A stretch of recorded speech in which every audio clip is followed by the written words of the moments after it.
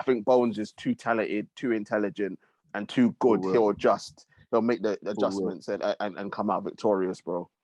I love that first prediction though. Before you wrap this shit up, bro, man said flying guillotine, flying standing guillotine off the cage, 3rd round finish in the last minute. I love it. Let's go with that, bro. Fuck it. I'm betting the house on it, bro. Spartans! What is your profession? Yes, people, we're back again with another edition, bruv. You don't know the UFC is back. Everyone else can fuck off, bruv. TJ, take it away, bro. You get me, bruv? It's too long, bruv. It's been too long. I've got some shit on my mind. Listen, people, you heard it from. Listen, you know what it is. It just caught me off guard. I didn't even know he was gonna do it. I didn't even know he was gonna do it. But yes, people, we are back. Listen, it has been a long time coming. I know we've been making these appearances here and there. It's all been footy talk, but for all our fans, Fight Talk is finally back. It's been way too long. I've missed it. I've missed my guy. I miss you too, bro. I missed you too, bro. I'm telling you, but listen, people, listen. He's here. You know, our Dr. Evil of Dentistry, our MMA connoisseur. Tooth is in the building. How are you doing, sir? I'm happy to be back.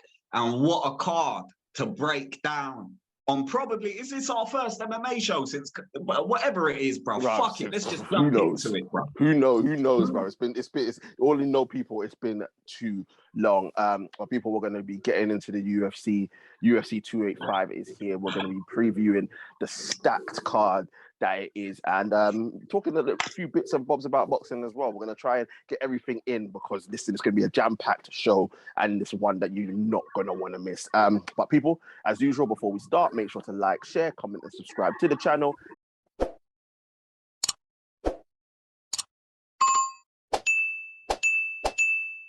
Get the likes up, get the subscriptions up, and I say all the time, share. We are here, and don't forget to join our social media pages as well. Links are in the description. Before we start Fight Talk, bro, seeing as you're here, I know this is Fight Talk, but we have to talk about the cup final on Sunday, bro. Only because you're a Newcastle fan. I'm not here to gloat. I just want to, like, obviously, because we haven't had you on 40 Talk, but bro, obviously it's the first final that you lot have had since '99. Unfortunately, it didn't go your way. I know it went my way, but like, you're my boy. Like, I haven't got anything against Newcastle, so I'm not going to be boasting. It's all love. It's all love, bro. It's all love. Bro, it's all love. How did you see it? Because like you went missing, so I don't even know how you were feeling, how it was. Like, how did you see the cup final? Like, what was your reaction, bro? To it, bro? Do you know what, bro? It was a poor cup final performance on both ends, but I feel like just United got the luck of the draw. I don't want to say they got lucky, but fortune favoured United with their chances. Just right before the first goal, St. Maxi had that chance cleared off the line. Then you lot went up the pitch and then scored your chance. And it's it was just one of those games, innit, bruv? Yeah. Knife edge sort of games. But yeah, bruv, devastated, heartbroken. These man know I went offline. Do you know what I mean? I was off the group chat morning. Bro, it was painful, bruv. I can't lie. But you know what I mean? As men, we pick ourselves up, dust ourselves off, and fucking keep it moving, bruv. But congrats, bro. Look, the better team won. Ten Hag fully deserved his first title. Whether it was an FA Cup or fucking St. Johnston Paint Cup, whatever it was. Real talk, nah. He's put in work, bruv. And he had to overcome a lot of adversity at the beginning with the whole Ronaldo shit. So and similar with Eddie Howe, bruv. If he had won it, he would have been a rightful it would have been rightfully deserved for everything that he done with Newcastle. So I'm not, do you know what, it's like, I'm not mad at United per se. It's just that I feel like Newcastle could have represented themselves a lot better in that final, for sure. 100%, bro. Like I said, like that first, I can't remember what minute we scored in. I think it was like 20 something minutes, bro. But like, bro, I was fuming at the start because you had the ball, you had us under pressure.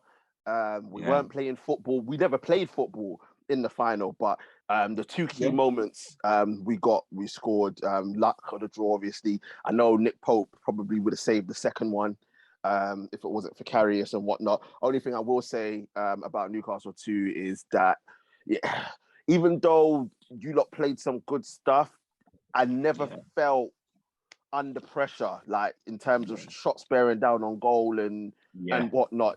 That cutting edge wasn't there. And you've said this. You've been saying this. The cutting edge in the final third isn't there yet. But nah, listen, I'm happy. Ten Heisenberg got the first trophy. I don't care if it's the Tetley's Cup or whatever it is, bruv.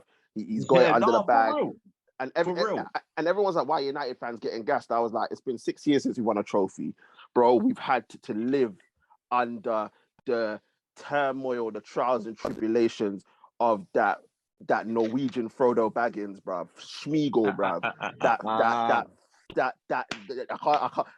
Listen, like we had to deal with that in it. So to have the right man in the right job, that's why we're gassing. We're like, yeah, we've got one, and we'll hopefully it's the first of many. That's why we're so gassed, because we got a manager that knows what he's doing. We can see what style he's doing. He's worked miracles because we didn't think we were going to be here, and he hasn't got all his players yet. And we're fighting on three fronts. League Cups in the bag. We're still in the FA Cup. Got the Europa League and trying to get top four. So I'm excited for what happens. I'm gassed, and I'm hoping that it's the first of many and more to come. And for you lot, bro, you lot will be back in another final, bro. I'm telling you, as I said, with the backing that you've got, Eddie Howe's done a great job so far. I know it's teetering a little bit, but now for Newcastle, it's just full steam ahead and trying to get that Champions League spot, bro.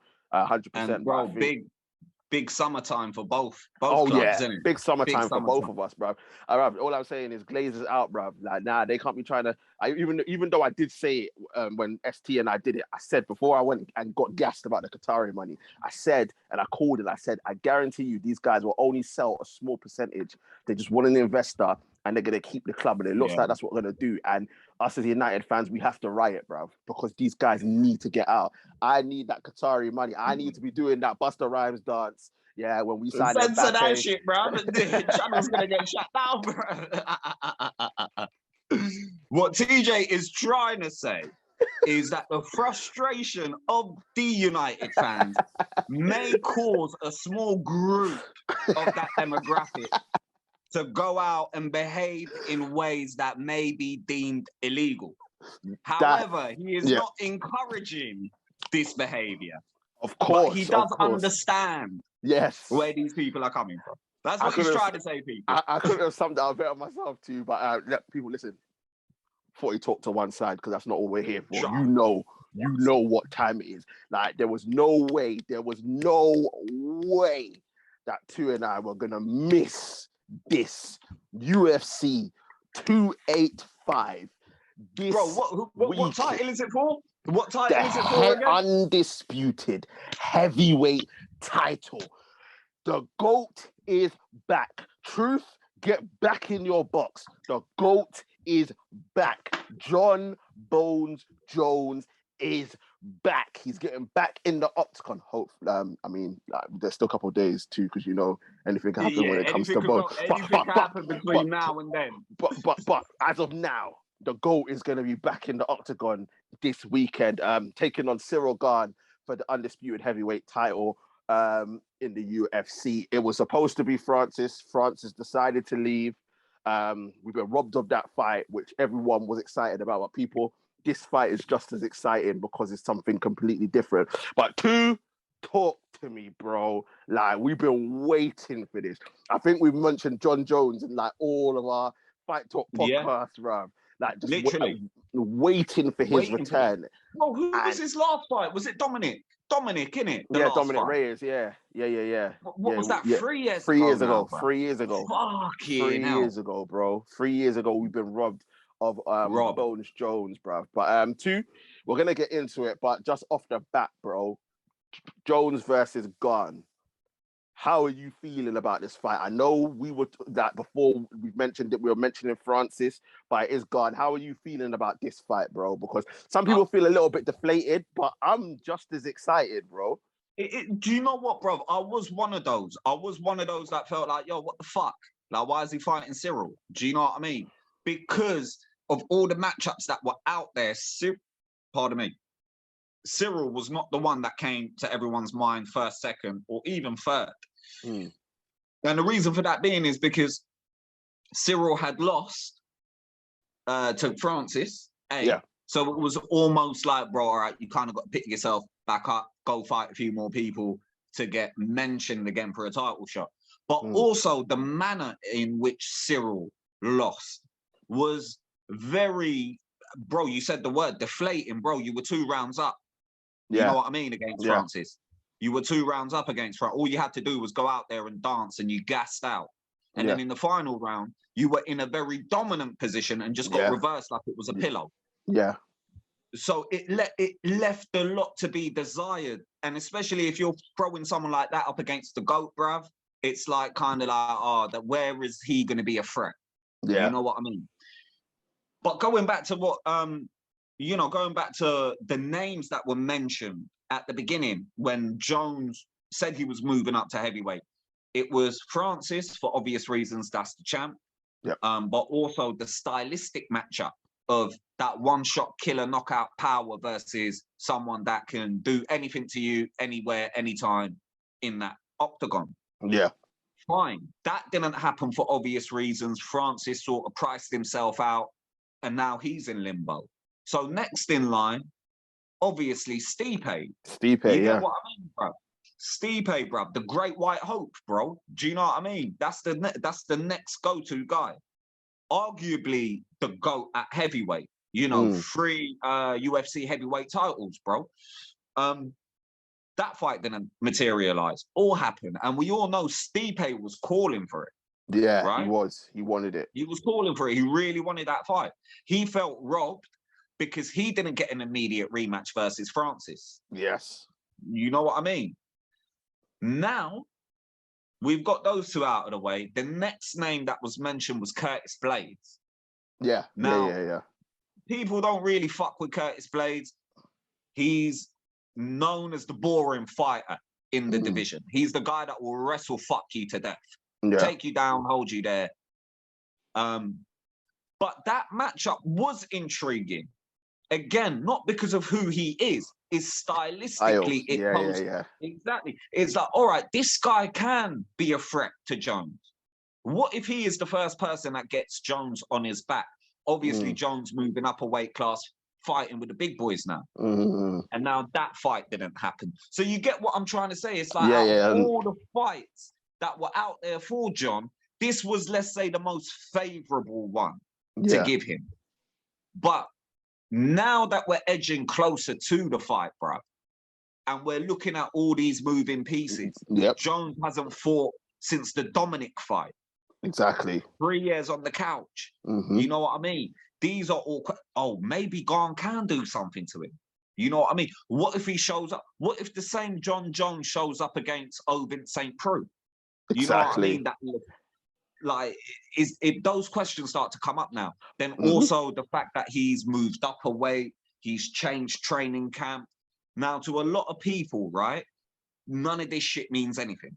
They think this is UFC 4 video game, you just put in a control. But in real life, these things matter, bro.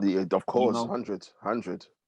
Moving up in weight, moving down in weight, changing camps, if you've had 3 years off, if you've had 6 months between fights, these are all factors that if you are a betting man and you take betting seriously, these are the things that you need to be going into these details. Did that person break up with his wife? Is he going through a divorce? You know what I mean? All of these things matter leading up to a fight. Now, in John Jones's case, bro, you can't rule out anything. Listen, and this is it. I think the biggest thing with this is the unpredictability of it, and the fact that it's an unknown. And it's because obviously Jones, light heavyweight, moving up to heavyweight, we don't know how he's going to be. We don't know what he's going to look like. We don't know what he's going to weigh, and we don't know what is going to happen when he steps foot in there. We can, whereas we know everything about Cyril Gane, we know how he operates at heavyweight. We can say this, we can tick the boxes and whatnot. And I think that is where the thinking is, that is where it's like, well, anything can happen, because if this is if this is Jones coming back to light heavyweight, we all know what's going to happen. Like, who cares? Whoever's got the belt, they're going to lose it. But the fact that the intrigue is, it's heavyweight. He's never been there. He's never done it.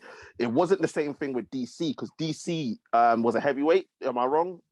Too, was he? Yeah, he moved down. Yeah. DC moved. Yeah, DC was heavyweight always. He became, I think it was Strikeforce, heavyweight champion. Yeah. And then when he moved to the UFC, he made a run all the way to like the top 5. But at the time, Cain Velasquez, his teammate, training partner, yeah, exactly. He was heavyweight champ of the world. So obviously they were never going to fight each other. So DC decided to come down to light heavy. Exactly. So we already knew we had some of DC. So this is where it comes into place, where it's just like, all right, Bones, like you say it's the most favorable out of all the people that you said, but it's still like, well, we don't know what's going to happen. You're right, bruv. It does pose its own set of challenges. It does pose it does. And we'll get into those, bruv. We will get into those. Height and reach, yeah? I'm telling you, bruv. I'm telling you, the people, he's got that question lined up. You could go back every single podcast, people. He's always got that question in the chamber. Well, look, they're the same height, but John Jones has got the reach. How? And the thing is, the only reason why I bring it up is not like normally, but because at light heavy, he was so much taller and so much longer than everybody else in that division. Yeah. So like John Jones' reach at 84, like DC's reach was like 32. Like fucking Gustafson's had the longest reach. You're right, bruv. You're right. You're fucking right. Because you know what, man? I do take the piss out of you for bringing that up every single podcast, right? But in this one, bruv, this is probably the only 2 motherfuckers that actually use their height and reach. Exactly. Like, for real. Exactly. For real. This is gonna, because Cyril likes to fight long. You know what I mean? And when he closes the distance, he likes to close it quickly. Yeah. And John, bro, we know what John is about, bro. He can fuck you up from anywhere. Close range, mid-range, short range, grappling range, spinning elbow here, knee there. Like, he can fuck you, sweep over here, head kick over. He can fuck you up at any range, bro. So, yeah, it does. Bro, we're going to get a chess match in the striking department, for sure. 100%. Like, a lot of people are saying, and again, I know, but a lot of people are saying Cyril has the upper hand in the striking department. And I was like, does he though? Like, really? No, and I think the only reason why people are saying this is because he's a heavyweight. Like, that's it. Like, there's no logic behind it, because on the feet they're probably the same. Because I think on the feet, to me, on the feet stand up, I think they both do the same things. Like, for me, like when I broke it down, I was like, because I rewatched Gane's fight with Francis, and I rewatched Jones's fight with Thiago Santos, and I was just like, they both do the same thing. So they both want to they both want to work the legs. So leg kicks are both in their arsenal, right? They like to break people down. They like to get into. They can fight from any sort of range, so they keep on the outside and get closer. Yeah. So I'm like, the parallels are there between them. So I don't understand. Like, maybe you know better than me. I don't understand how people have gone being better on the feet. The only thing I can think of is because he's a natural heavyweight and he's got that heavyweight power, and we don't know if Jones is going to have it. You are right, bruv. In terms of Gane and Thiago Santos being similar, posing similar sort of problems for John Jones. But the difference is between Thiago and between Gane. And even, I think John Jones posted a tweet about this yesterday, bruv. He was like, and I think he actually addressed this, bruv. I haven't seen or heard this, because you know me, bro. I don't fucking do the homework on none of this shit, bro. But I think I read a tweet somewhere where John was addressing fans that were saying, Cyril's got an advantage in the striking department. And then John Jones sort of debunked it by saying, wait a second, I fought Thiago Santos. who, when he throws to kill you, not this pity-patty shit that Cyril Gane throws. Now, don't get me wrong. The pity-patty shit works, bro. Oh, yeah, of course. Like, we saw it against Tai Tuivasa. Like, it works. Bro, we saw it against Junior Dos Santos. We saw it against Derek Lewis. We saw it against Bearman in heavyweight, bro. That they can't keep up with that cardio. Do you get what I mean? And it's, bro, I know you're going to throw the meme in there, and I know we haven't said it in a while, bruv, but what is it? Death by a thousand fucking cuts, right? Telling you, bro. I'm telling you. That's the style that Cyril brings. Now, quite frankly, I don't think that will be the style that will stop the GOAT. Do you get what I mean? I don't think that'll be the style that will stop the GOAT, bruv. I love Gane, and I love that way of fighting. But up against a guy like this, are we going to get into it? The way to beat John Jones? Is that a part of the show? Yeah. Listen. Hey, listen. Because I that Santos fight that I watched, rewatched, I was like, I know this was a demotivated John Jones, but he was just so hittable in that fight.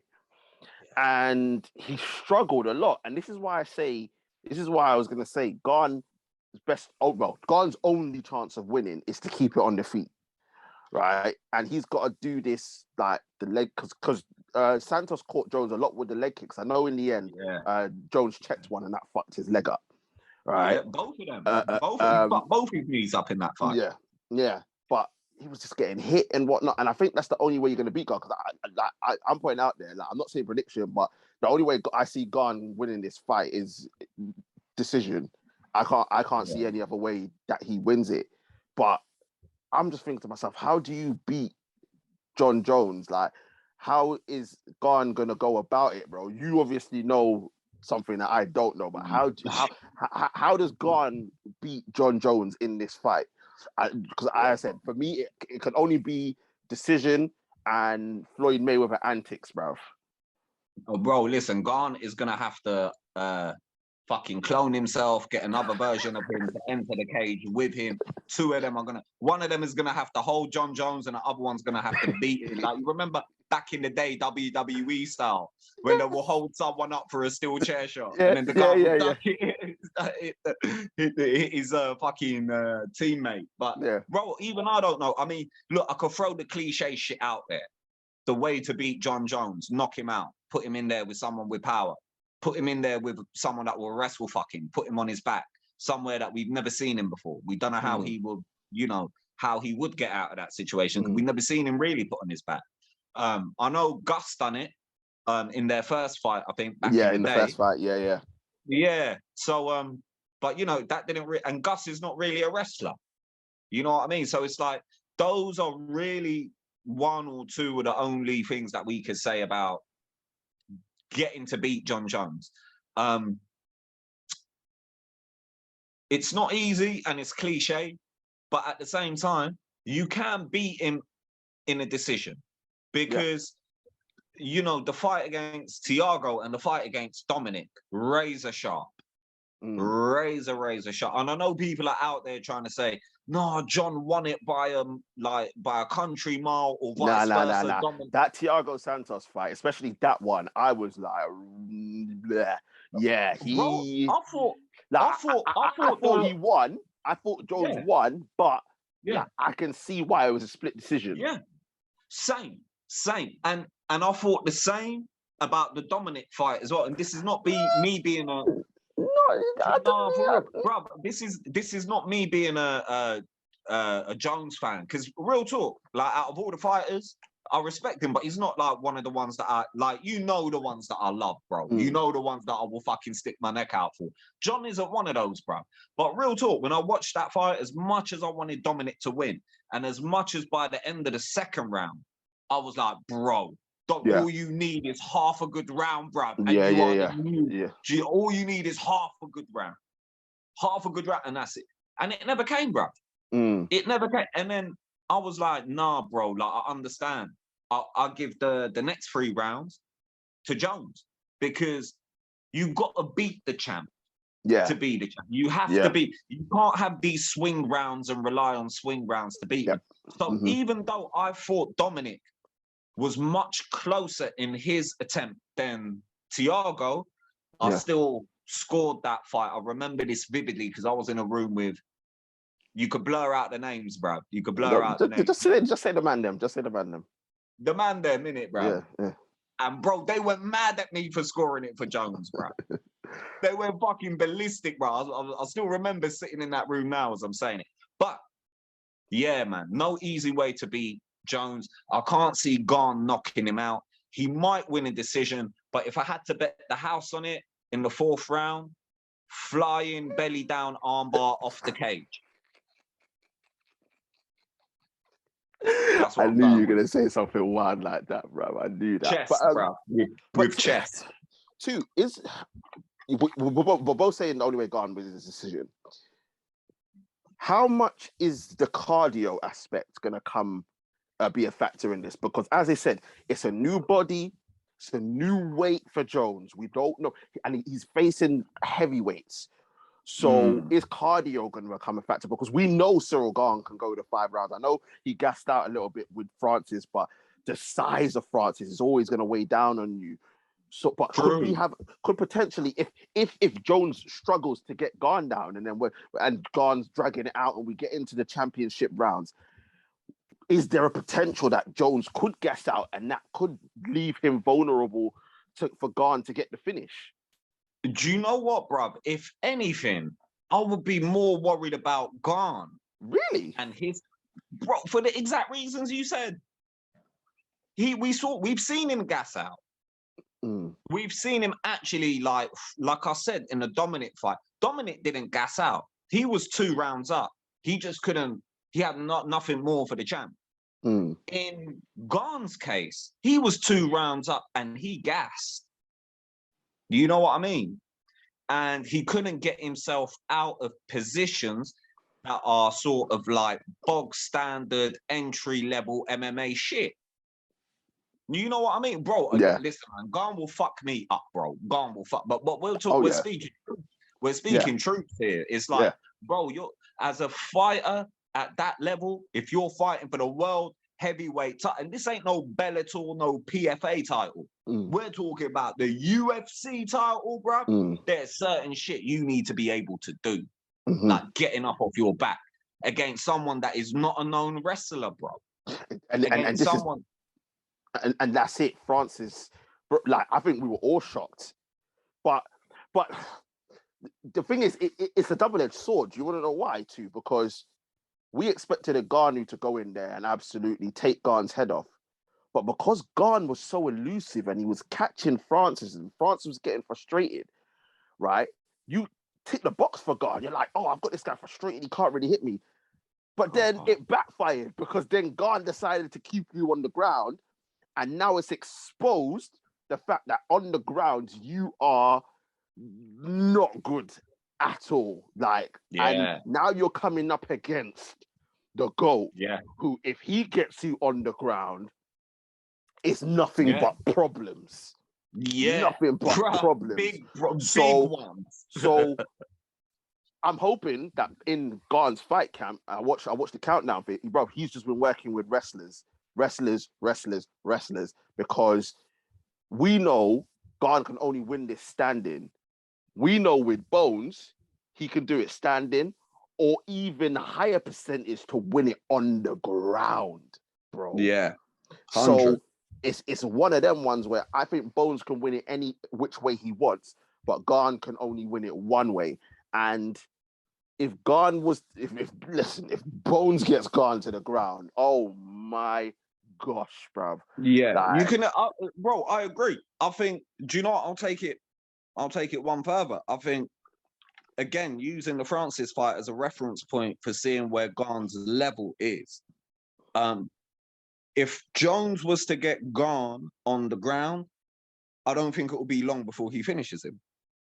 You know, I wouldn't rule that out. But then again, bro, like, again, the things that we were saying, those factors such as, oh shit, I didn't know I didn't know Gane was training with a bunch of wrestlers until you brought that shit up, bro. Do you know what I mean? Now, you have to take that into consideration because you just brought up the point that when Gane and Francis fought, none of us knew that Francis was training his fucking wrestling. Yeah, yeah. And then he came out and just pulled that out of the bag like, yo, hold on a second, bro. I thought you were knocking people's heads off, decapitating them. And now you've turned into a fucking Kurt Angle. Do you get what I mean, bro? Trust me, fam. But no, for real, brother. And for all these reasons, it's going to make this fight even better, bro. Like, look, man, if they're going to have a stand-up fight, bro, trust me, Bones is going to take a couple shots. He's going to take 100%, a couple shots. 100%. But can he take them? Yeah, can he take them? He can. I think he can, because I don't think Francis's power... Sorry, not fucking Cyril's power. Yeah, I don't think Cyril's power is on a Francis level. You know what I mean? He can knock people out, but as we've said, it's a breakdown. It's a breakdown. Do you know what I mean? Whereas Jones will happily engage in a sort of chess match like that. So if it's a striking fight, bruv, we're going to be entertained. Then it poses the question of, will Jones reach in and go for takedowns, grappling, submission? Will he add that element to it to sort of finish off Gane, where we know Gane is not really great, but with all this training that he's been doing, wrestling X, Y, Z, will he potentially have something for Jones? Do you know, will he have some sort of answers? Also, will Jones, we've seen Jones and we know how great his wrestling is. Will he be able to keep Gane down at heavyweight? That's the other thing. And not gas out. Not gas out. If we're talking about Francis from the last fight, sorry, Cyril from the last fight, the Francis fight, then yeah. But if there's been improvements, then probably not, bruv. Like you said, it's heavyweights, isn't it, man? It's hard to keep those dudes down, bruv. They're just too fucking big. This is it. And for me, how important, and I'm hoping we see it, bruv. From Jones' perspective, we know the arsenal, bruv, but one of the biggest weapons, the elbows, bruv. How important is that going to be for Jones? And how does Gane combat that? Because, bro, we know how lethal those elbows are from Bones, bruv. Listen, this is what I was saying when it comes to striking, bruv. Gane throws elbows, bro. Gane throws elbow. Bro, he knocked out Junior Dos Santos with a spinning back elbow. You know what I mean? Gane can throw elbows. So in that mid-range, in the pocket, as they call it in combat sports, where you're at that range where anything you throw it could be a jab, it could be an elbow, it could be a knee, it could be a kick, it's going to land. Both of them have a ridiculous arsenal. Both of them can pull anything out. I'm expecting Gane to come out and do a lot of pity-patty shit. Yeah. Do a lot of... you know, he's going to throw a lot of leg kicks, but they're not going to be the same kicks. Both of them. Yeah, for sure. But the kicks that Gane is going to throw, they're going to be to butter Jones up. Yeah. You know what I mean? To slow down the wheels. Yeah. Whereas Jones is going to be kicking Gane to fucking take his legs out. You know what I mean? To immobilize him. Yeah, because that's obviously Gane being so light on his feet and the way how he moves, the best way to slow him down is the leg. Take his legs. Take his legs and then work the body as well. 100%. And then guess what, man? Once his legs are all fucked up, sitting duck. How easy do you think it's going to be to take him down, bro? Yeah. It's light work. And I think that's the key for both fighters here. Because I think Gane's going to want to do the leg kicks to slow Jones down as well and stop him and stop him from the wrestling and whatnot. But Jones, I think if Gane does that, I think Jones still has enough to operate. If Bones takes Gane's legs, bruv. Yeah. Herb Dean, You're right. Stop it. Herb Dean, stop the fight there. If you see Gane limping, stop the fight because it's over. It's over. There's no point because Jones is going to hurt him. Yeah. Jones is going to hurt him if the legs go. Like it's gonna be absolutely crazy, and it's probably just mouth-watering prospect to mouth-watering prospect. Gassed, bro. Do you know what, man? Of all the fights this year, and I know we've had some exciting ones like Bulk and Islam, but real talk, I think this is the pound for pound. This one here is the pound for pound one, man. If Jones can be gone, what more does he have to do? I mean, don't get me wrong, like we're not doing a podcast on all the shit he done outside. Nah, forget all that. You know what I mean? We're not doing none of that shit. But based on his just fighting record and what he delivered us, who else, bro? There's no one else. There's no one else that's doing it. Well, Jones has got three fights, so he wants to. So Gane to win the world title. Then he said Stipe's next, and then he'll finish with Curtis Blades, and then that will be it for him. He'll be like, "Yeah, I've done everything that I need to do," and I think that will take him to. He might do one more, because I think if he does 4, that will take him to 20 title fights in a row or some madness like that. But you're right. If he beats Gane, what else is there to prove? Like, the main thing for me of Jones winning this fight is, first things first, it diminishes whatever DC's done. And second of all, it just solidifies the fact that he is now a 2-weight champion. He's the GOAT. We don't need to talk anymore. There's nothing else that needs to be said. Like, we know he's got... Speaking of BC, bruv, did you hear they squashed the beef? Yeah, Jones basically turned around and said, like, yeah, you can commentate on my fight in it, and let's just squash it. Like, there's no point. DC was like, I don't really need your permission, but it's just like, whatever, man. But I think Jones is just coming back, and he's just trying to make peace with everybody, bro. I think he's in a much better place. He's in a much better place in his personal life, and I'm excited for that, because I'm hoping we see the best version of John Jones in however long he's got left in the octagon, brother, and it starts against this fight with God. Quickly, too, before we make our predictions, is there a potential that someone could get subbed in this fight? Oh, I don't know, bro. What you thinking? That one caught you off guard, didn't it? That is, bro. I think what, like Cyril to sub him? Either. Because my prediction is a sub, bro. You know what, bruv? When was Jones's last sub, bruv? The last 2 subs I could think of were Machida and Belfort, and that was ages ago. Yeah, his last sub. That was like when Jones was in his 20s, bruv. That was when he was in his. Do you know the only reason why I say that is because, like, this is gonna segue into my prediction. I think in the third, Jones is gonna catch him with an elbow standing. Cyril's going to drop into him, and he's just going to get him with a standing guillotine, bruv, and just choke him out. Have you seen the Machida? Have you seen the Machida guillotine? Yes. That's the one, bruv. That's what got me gassed. I was like, this is what Jones is going to do to Gane, bruv. Bruv, you know what, man? Machida was my favorite fighter of all time, bruv. And what Jones did to him, bro, it was just as bad as Newcastle losing the finals, bruv. Like, bro, I did not answer to no group chats, nothing. I just went into hiding, bro. It was a painful experience. But yeah, bro, look, man. Yeah, bro. I never really, bro. You know what? Like you said, it's been so long since Jones subbed someone that you forget he's got that. But no, 100%, bro. I could see that happening. I still think he's gonna finish it. Or do you know what, bro? I'm gonna say my prediction. I'm gonna say Jones decision, bro. Jones by decision. Really? I think Gane is. I feel like Gane has something to prove. Yeah, and I feel like him going the distance with Jones is almost a win in itself.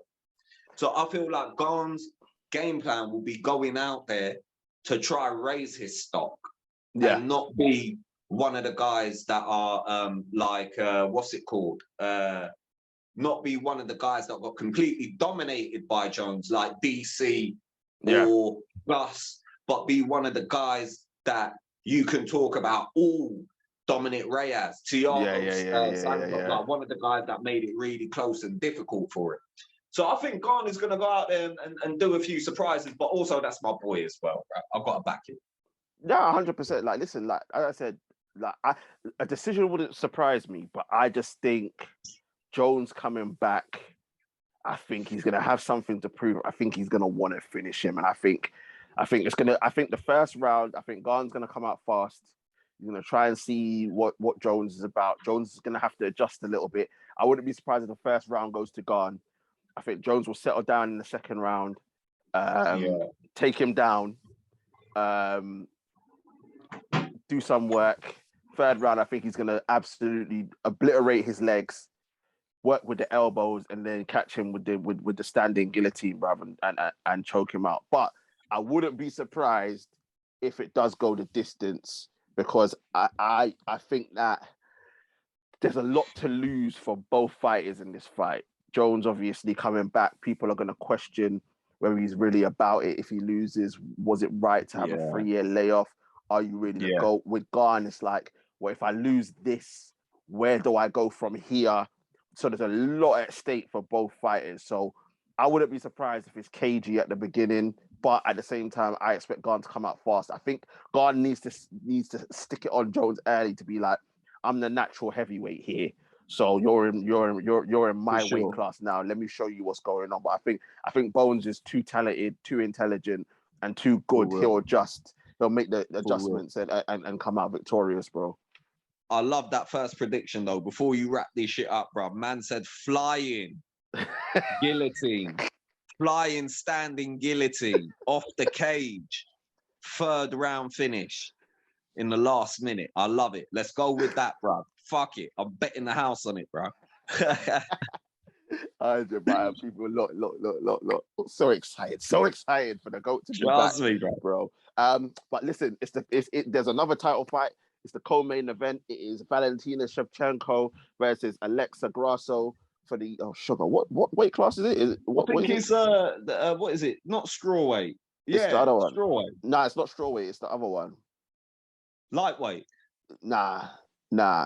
One of them weights. So it's one of them weights. The Shevchenko weight class, bro. Right, the Shevchenko weight class. That's exactly what it's called, bro. It's 135, bro. Bantamweight.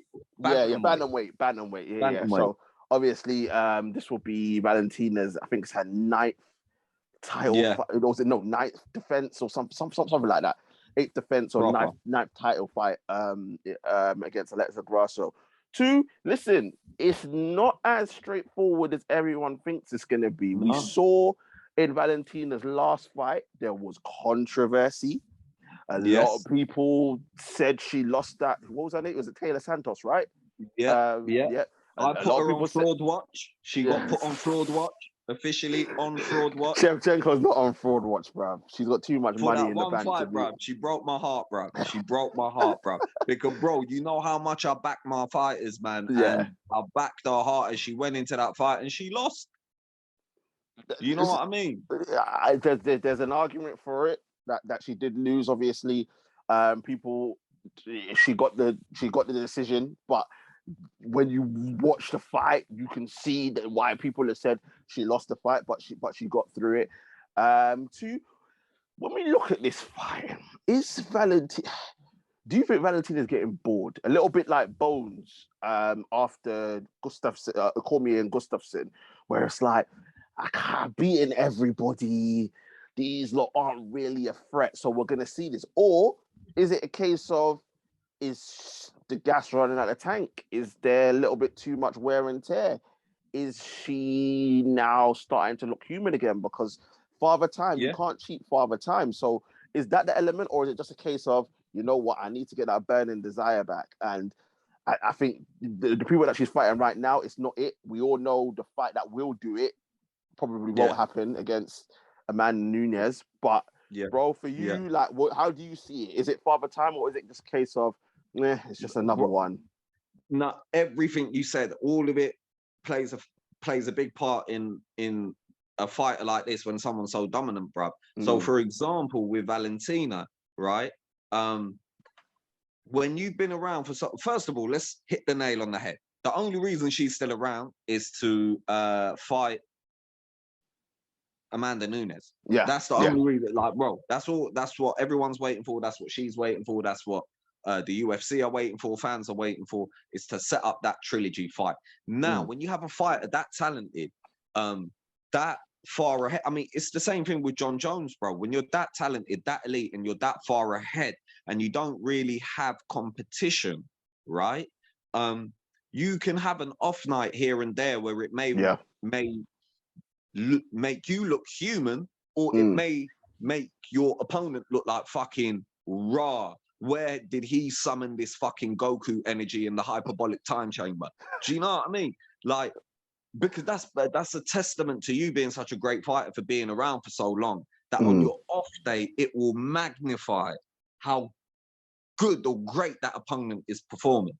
Yeah. And that was the case with Valentina in many ways. And I feel like there was a lot of opponents that, bro, not only we looked past, but I'm sure she looked past a few, like Lauren Murphy, the fucking heroin addict with the T-Rex arms. Who? Like Taylor Santos. Who? Even though I think Taylor won, right? Before that fight, we're thinking, rah, man, this is just another fucking, do you know what I mean? Another mark, another box to tick. Yeah. You know what I mean? Just before we get the fucking Amanda fight. Yeah. But I don't think we could be doing that with Grasso, bro. Grasso is, yeah, bro. Legit? Grasso is not legit, bro. She got, bro, she gets, bro, she legit one-dimensional. Bro, exactly. But that one thing she does good. She does very good. You shouldn't fear the man that's practiced 1,000 kicks, as Bruce Lee would say. You should fear the man that practices one kick 1,000 times. So that one thing that she does good, which is her boxing, her like it's not even a bro. It's not even a Muay Thai or a striking. I'll be frank with you. She's not known for much, to be honest, other than her fast, incredibly fast hands. Ridiculously fast hands, bro. She's very good boxer, and once she gets some momentum going, she could pour it on you. Do you know what I mean? She grows as the fight goes on, if it's in her favor. But don't get me wrong, this is an opponent that Valentina should be mopping the floor with. Because in every other department, grappling, Muay Thai, subs, wrestling, there's no chance, twice on a Sunday even, bro, that Valentina will lose in any of those departments. However, bro, her boxing is clean, it's crisp. And we've not seen Valentina up against someone like that, like just someone with some crisp, clean boxing.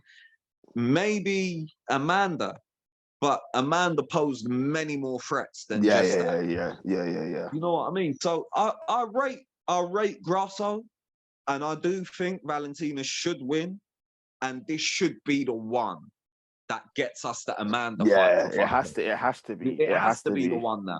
Yeah. But, bro, you know what? If we're going off that last fight again, like, there could be an upset here, bro. Bro, do you know what? I might check the odds, bro. And I might see if it's worth betting on fucking Grasso, bro. Because it could be written in the start, but, bro, there's going to be an upset. If there's going to be an upset on this card, I think it's going to be that one.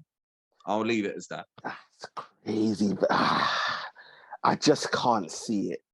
I can't see it. But I get what you're saying. I hear what you're saying, especially after the Santos fight.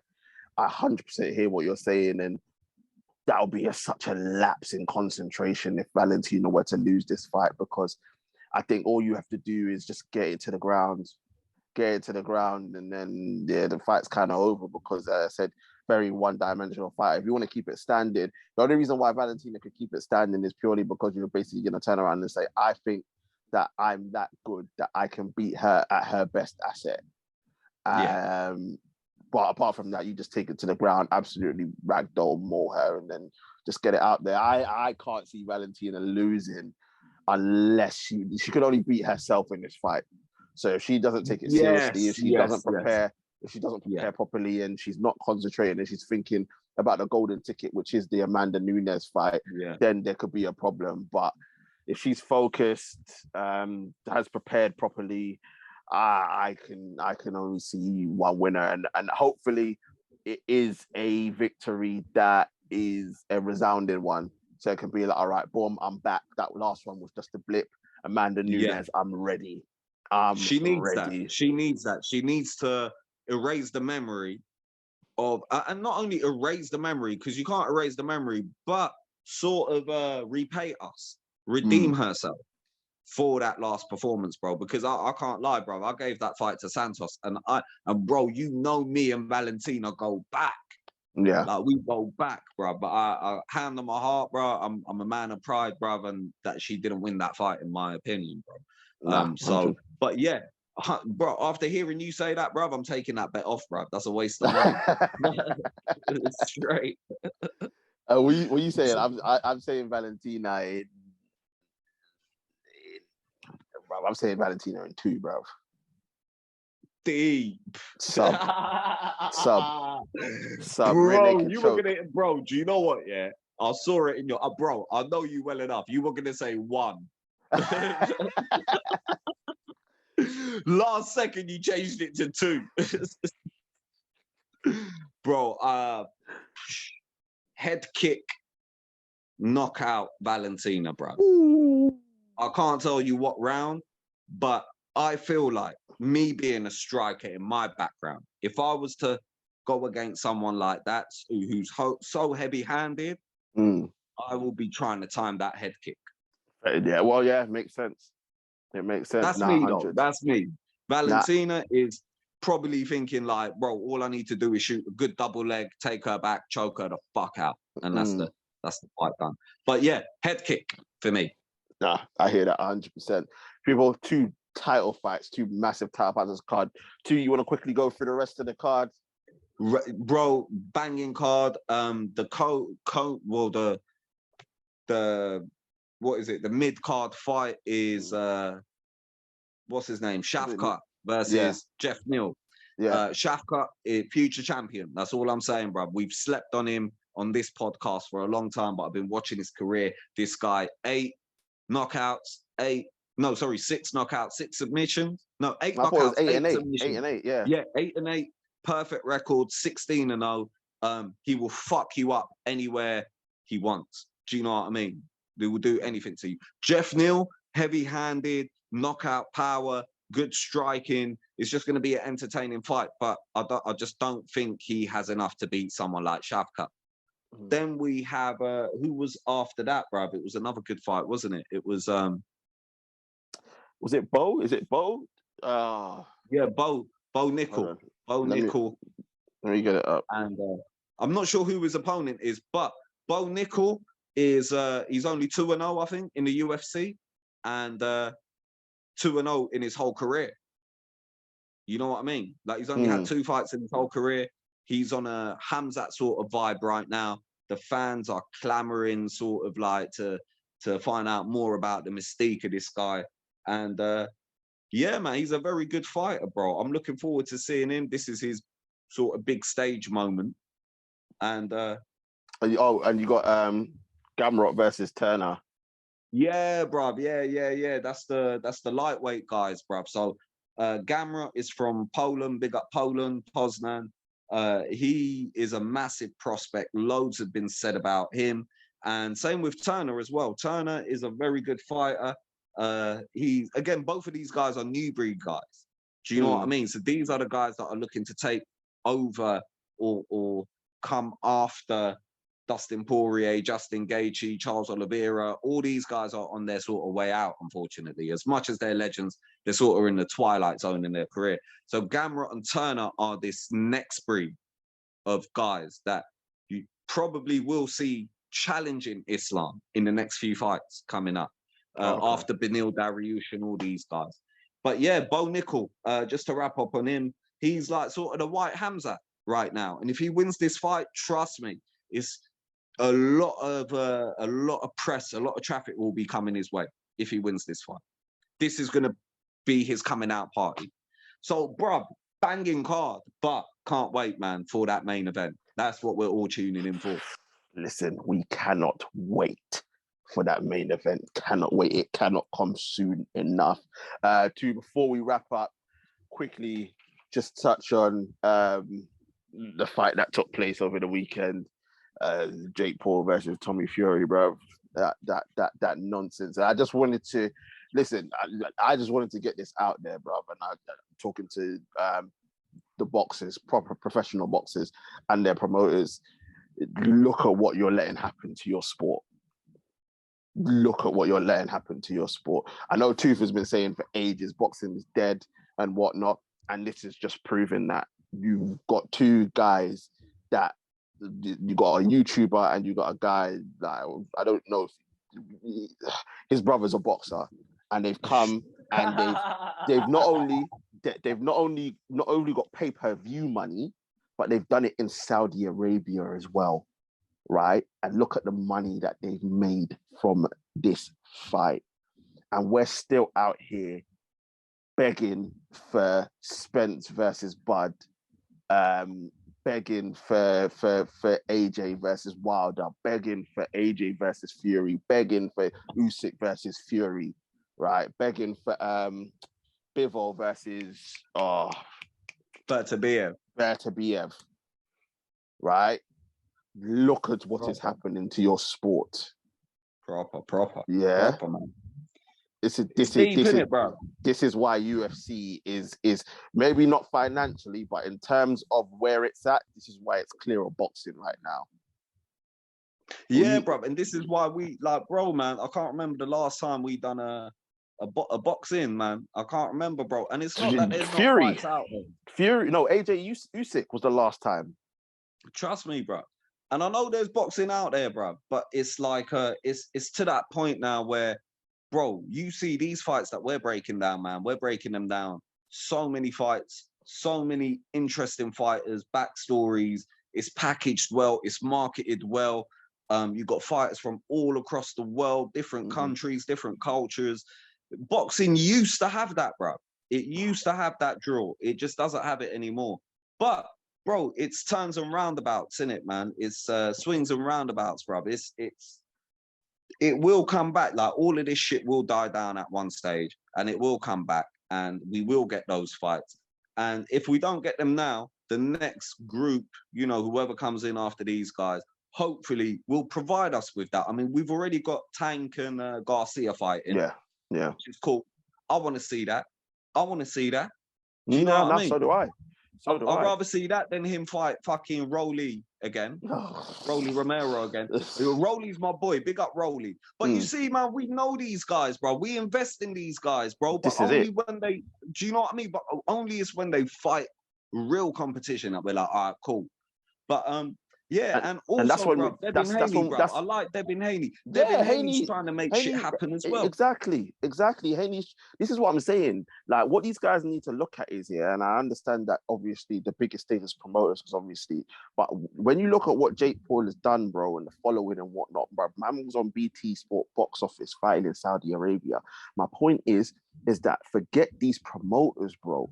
You don't need, to a certain extent, like, if you got a promoter that's willing to work and make the fights that need to happen, then fair enough. But if they're trying to hold your career back, God, you can part ways and do it separately. Forget about, listen, there's the obsession, and I said, you know, Floyd is my guy, but he kind of ruined boxing because of the O. Everyone just wants to keep the O now. It's all about the O, whereas in UFC, it doesn't matter if you've got the O or not, but everyone wants to keep the O. Forget about the O. Give us the fights that we want to see. Test yourself against the best, because at the end of the day, when we turn around and look at it, we're going to turn around and be like, but who did you really fight, though? Who did you really fight to keep this O? Nobody. You get me? Give us these fights, because the fact of the matter is, when you do these big fights, you're going to get your biggest payday. You're going to get the most amount of eyes on you. And if you're victorious, then you can go down in bigger conversations. Right, and I was like, I don't know why you wouldn't want that instead of fighting in Alabama for like 100 people with no teeth, bro. That don't make no sense. 100%, bro. You want to do the Vegas thing. Like, so now boxing, this is, bro. This is why. No, I agree, bro. And this is why, like, I kind of enjoy the freak show.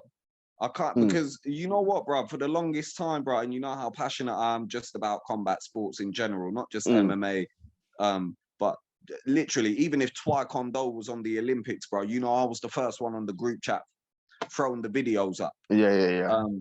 You know what I mean, bro? But and this is why I'm happy about this. I enjoy the freak show now because I'm like, what more do you have to offer? Fuck it. Yeah, let me watch Jake Paul versus Tommy Fury. The guy was celebrating like he beat Muhammad Ali. Do you get what I mean? Like, I love it, bro. I fucking love it. I can't lie. Bring on a rematch, bro. KSI in the background, like thinking, I fumbled the bag. Fuck. You know what I mean? Go out there, sell more prime hydration energy drinks, bro. But yeah, bro, man. Do you know what? Like I said, these young guys, bro. Let's give these young guys a shot, man. Let's give these young bloods a shot, bro. Devin Haney's trying to make shit. Tank and Garcia are fighting. And we just got to keep an eye out for these guys because, you know, it doesn't look like the rest of them are trying to make anything happen anytime soon. And this is it, people. And you can see the excitement that Tooth and I have got about, obviously, Jones and Gane fight. And even before that, all the fights that we've done prior. And obviously, in the heavyweight division, we do get excited about we was excited about AJ and Usyk and Fury fighting and whatnot. And this is what we want. We want boxing to be back to this, where it's like, oh yeah, every month or every 2 months, we've got big fight after big fight after big fight, and no one's ducking each other or whatnot. So we can be talking about boxing as well as the UFC. But listen, we're not politicians. We don't get involved in the politics. We're just here to enjoy. But people, another poddy for that one, bro. Another poddy on that one. I'm telling you, but people, we got to wrap up. It has been, listen, it's been a jam-packed show. I've missed it so much. But let us know what you think in the comment section. Let us know. The GOAT is back. Who are you backing? Have you got John Jones? Do you think he's just going to come back? Is it going to be normal service as usual? Or do you think Cyril Gane? Do you think Gane is going to come in and say, yeah, nah, you've been out for way too long. You're in my territory now. It's heavyweight. I'm going to be taking that title. France is gone. It's my time, right? Are you going to be backing Gane? What do you think? Valentina and Grasso. Do you think Valentina Shevchenko? Do you think it was just a blip? Is she going to come back, prove a point so she can get that Amanda Nunes fight? Or are you with Grasso? Do you think Grasso is going to be like, hey, look, you fumbled it in the last one. You should have lost. Now I'm going to make sure you definitely lose this one.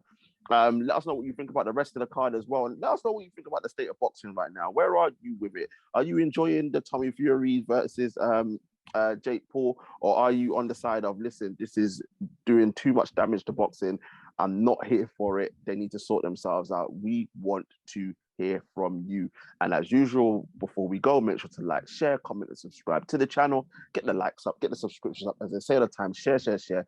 We are here, only podcast on this platform that you get a variety of different sports, so much entertainment, so much information, and all that good stuff. And don't forget to join our social media pages as well. Links are in the description. I want to say thank you very much. And it's been a pleasure to my guy, Tooth. Thank you very much, sir. Always a pleasure, brother. Yo, man, we're back probably next week for the post-fight. I know it's going to be a mad one, bro. I know it's going to be a mad one. We'll see if we can make it happen. We'll see if we make it happen. People, listen, I said, I'm on sabbatical right now, so I'm dipping in and out every time. I might just do it myself, bruv. You might just have to hand over the reins. Oh, yeah, listen, whenever you're ready, whenever you lot, bruv, I say all the time, whenever you lot are ready, bruv, just I'll get the man then, trust. I'll get the truth, bruv. You know what, man? Bro, if we get more than 3 likes, I'll get the truth. I'll get the truth in, bro. You know how much the truth hates John Jones. Get him in here and let him proper. Me and Truth will do the post fight. Will do the post fight. That's 3 likes. If we get more than 3 likes, I'll do a post fight poddy with the Truth, bro. 100. But people, listen, that is it from us. Listen, stay safe out there. Be safe, and we shall see you very, very soon. Peace. Peace.